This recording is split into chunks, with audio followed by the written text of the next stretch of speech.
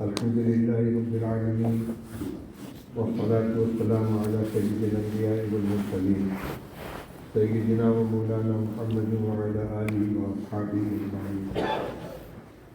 أما بعد، فعن أبي ذر رضي الله تعالى عنه أنه قال قال لي رسول الله صلى الله عليه وسلم اتق الله حيثما كنت وأتبع السيئة الحسنة تمحها وخالق الناس بخلق حسن أو كما قال رسول الله صلى الله عليه وسلم رواه الترمذی.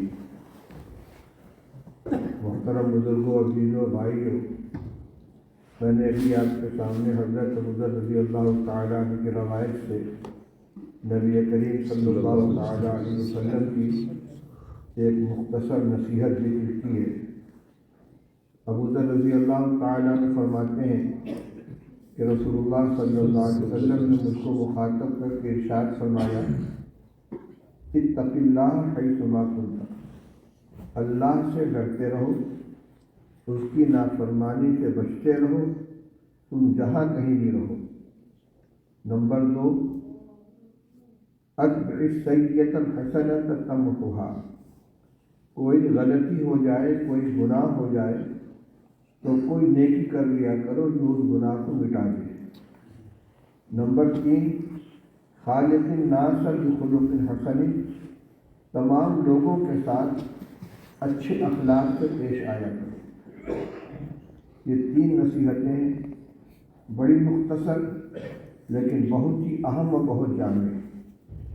پہلی بات یہ فرمائی کہ اتق اللہ حیثما کنت، جہاں کہیں بھی رہو اللہ سے ڈرتے رہو، اس کی نافرمانی سے بچتے رہو.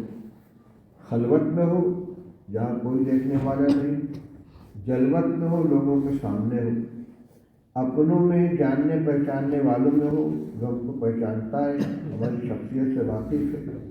یہ اجنبی جگہ پر ہے جہاں کوئی ہمیں پہچاننے والا نہیں.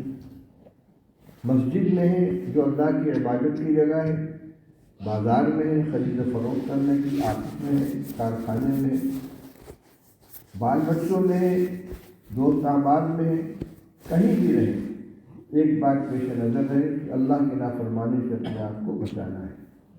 اللہ کے ڈر سے اگر ہم گناہ سے بچ رہے ہیں جو حقیقی تقویٰ ہے تو اس میں جگہ کی تبدیلی سے کوئی فرق نہیں پڑنا چاہیے. اور اگر ہم اپنوں میں، جاننے والوں میں، متعارف لوگوں میں بہت متقی، بہت پرہیزگار بنتے ہیں، ہر چیز کا خیال رکھتے ہیں کہ ہماری حیثیت سے اسی متاثر نہ ہونے پائے، لوگ ہمارے بارے میں بری رائے قائم نہ کریں.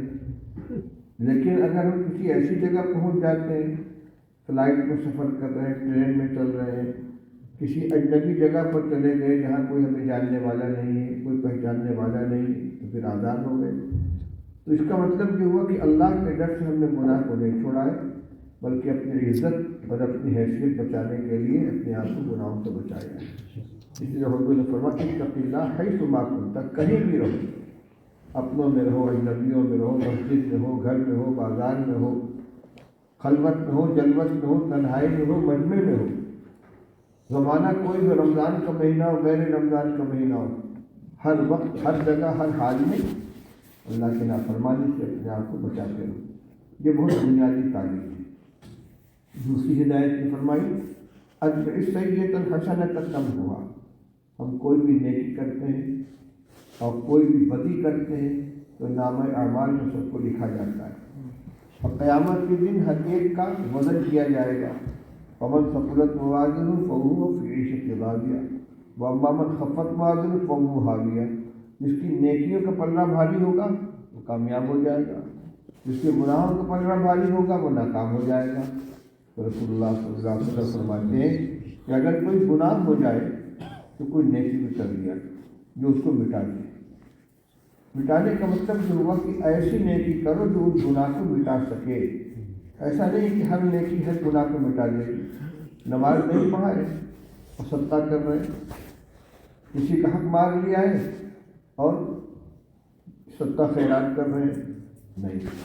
حقوق العباد کا معاملہ ہے، اس گناہ کو مٹانے کی نیکی یہ ہے کہ اس کا حق ادا کرو، اس سے معافی مانگو. نماز چھوٹی ہے، اس گناہ کو مٹانے کی نیکی ہے کہ نماز کی قضا کرو۔ ہر گناہ کی نیکی کو مٹانے کے لیے ہر نیکی کافی نہیں، بلکہ شرعاً جس گناہ کی مٹانے کے لیے جو نیکی چاہیے وہ نیکی اختیار کرو۔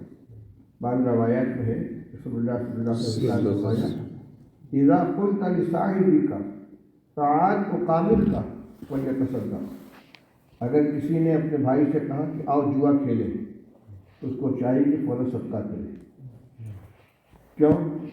گناہ کر کے، گناہ کی دعوت دے کر، یہ کہہ کر کہ جوا کھیلا نہیں ہے، تعال اقامرك، آؤ جوا کھیلیں، اس کا مطلب یہ کہ دل کے اندر مال کمانے کی ناجائز محبت بیٹھی ہے۔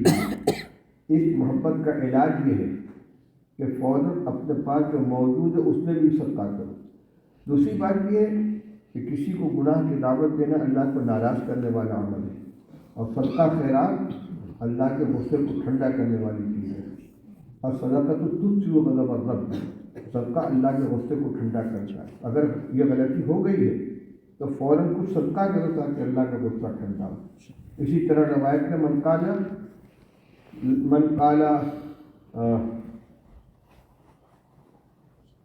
کیا لفظ ہے جس میں فرمایا کہ یقول لا الہ الا اللہ، اگر کوئی غلط بات زبان سے نکل گئی تو کلمہ طیبہ لا الہ الا اللہ پڑھے، یہ ذکر ہے جو گناہ کو مٹا دے گا۔ تو یہ دوسری ہدایت کیا ہوگی کہ اگر کوئی غلطی ہو جائے تو فوراً کوئی نیکی کر لیا کرو۔ عام قسم کی غلطی ہے تو عام قسم کی نیکی ہے، لیکن کسی غلطی کو مٹانے کے لیے اگر کوئی نیکی متعین ہے تو وہی نیکی کرنی ہے۔ حقوق العباد کی ادائیگی کے لیے اس میں کوتاہی ہو تو حقوق العباد کو ادا کرنا ہوگا، فرائض چھوٹے تو فرائض کو ادا کرنا ہوگا۔ اور تیسری نصیحت کی فرمائی خالق الناس بخلق حسن، تمام لوگوں کے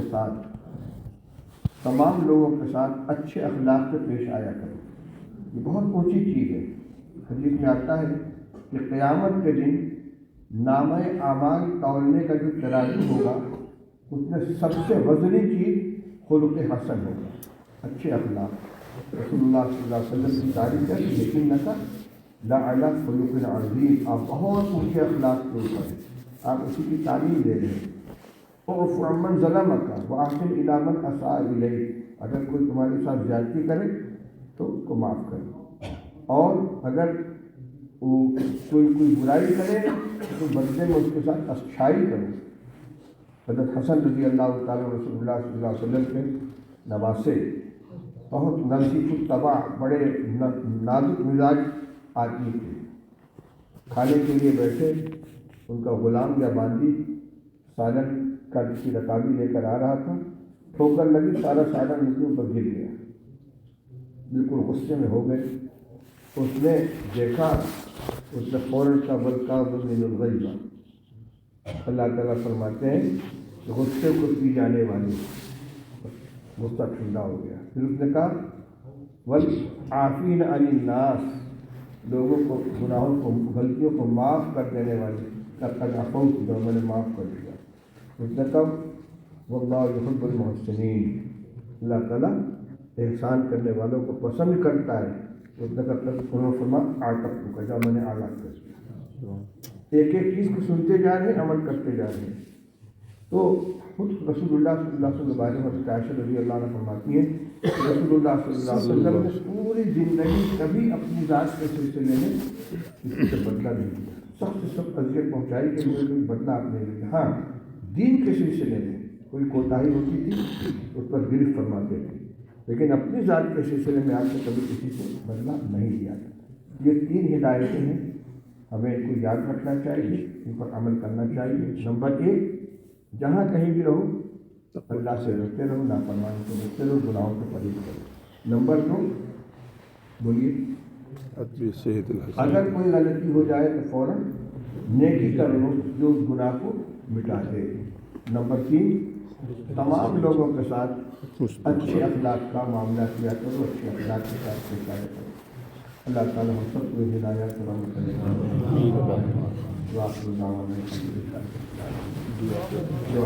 اللهم صل على سيدنا ونبينا ومولانا محمد وعلى آله وصحبه وسلم۔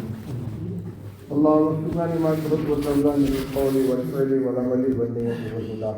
یا اللہ ہمیں اپنی طاعت کی توفیق نصیب فرما. یا اللہ گناہوں سے ہماری حفاظت فرما. حقیقی تقویٰ ہمیں نصیب فرما. یا اللہ جنت الجنت و خلوت میں اپنی نافرمانی سے ہماری حفاظت فرما. یا اللہ آخرت کے معافی سے ہماری حفاظت فرما. اچھے اعمال اور اچھے اخلاق کی توفیق نصیب فرما. ربنا آتنا فی الدنیا حسنۃ وفی الآخرۃ حسنۃ وقنا عذاب النار. صلی اللہ علیہ وسلم.